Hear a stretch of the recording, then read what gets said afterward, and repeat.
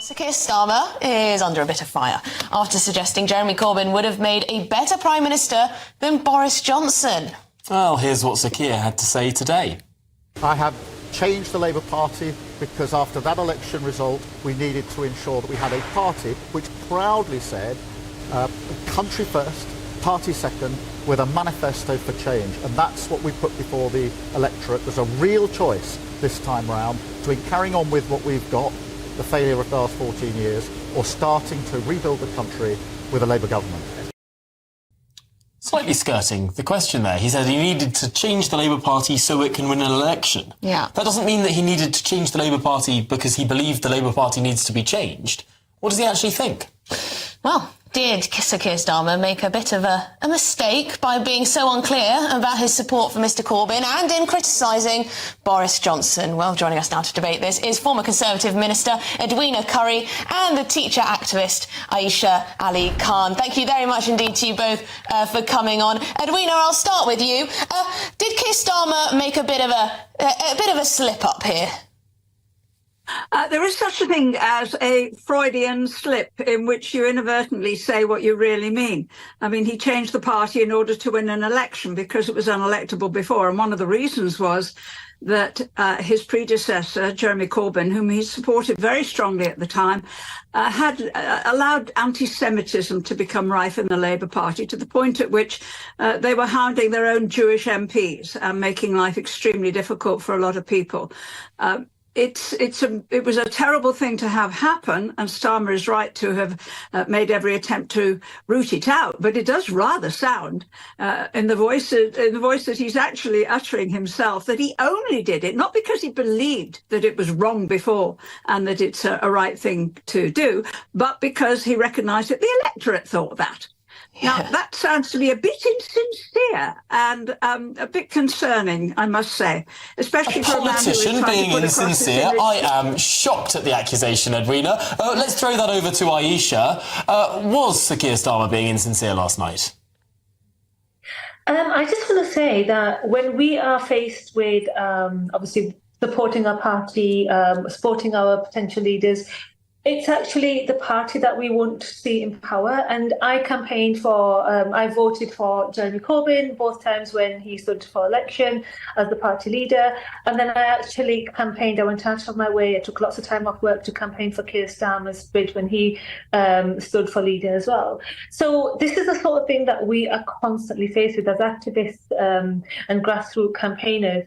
Who do we want to be in power, basically? And at that point in 2019, we were, when I say we, I'm talking about fellow Labour campaigners and activists like myself, we wanted to see a Labour Party in power. We wanted to see a Labour government. We'd had 9 years of Conservative rule. We'd seen austerity measures. We'd seen the NHS being gutted. We'd seen huge, sort of, as a teacher, saw lots of changes in the classroom.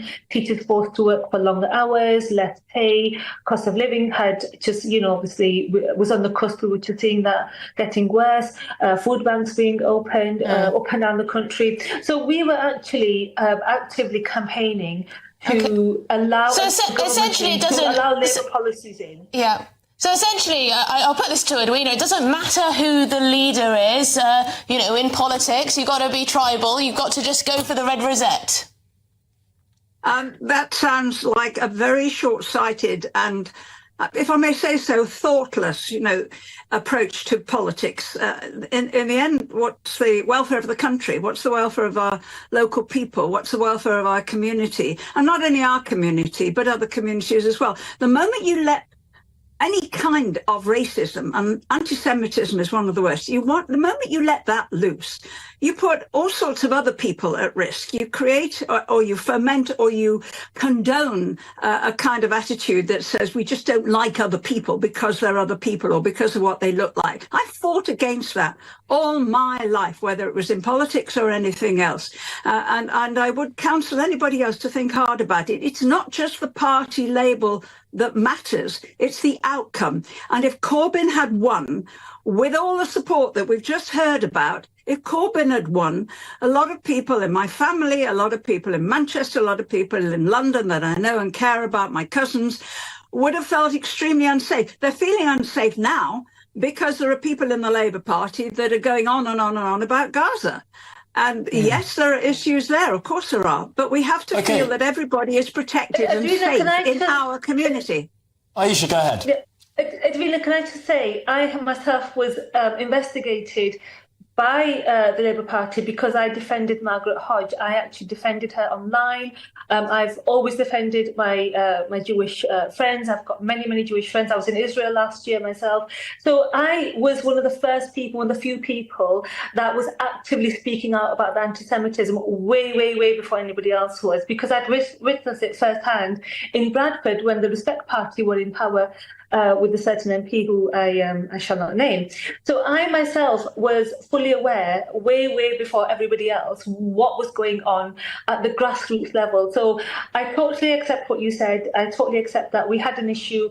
A lot of the sort of supporters and a lot of the campaigners, a lot of the candidates themselves and the posts that they made, anti-Semitic posts and so on. And I feel that we did turn a corner under Keir Starmer. There was a hardline approach, rooting anti-Semitism out, making people understand that that was acceptable in our party. So I must say that there was a real change in direction when Keir Starmer became the leader of the party. Now, obviously, we've got, in politics, everybody has lots and lots of different opinions. We're an open church. You know, you've got the left and you've got the right, and you've got everybody else in between as well. And I think it's important to understand a leader is a figurehead, but it's one person. When we as campaigners, when we as activists are seeing people, that are struggling to pay their bills, that are seeing children with special needs being... Yeah, so it's about voting basically for the Labour brand rather than the leader per se. Thank you so much. Sorry, we're going to have to wrap it up there, but really great to get both of you on. Aisha Ali Khan and, of course, Edwina Currie.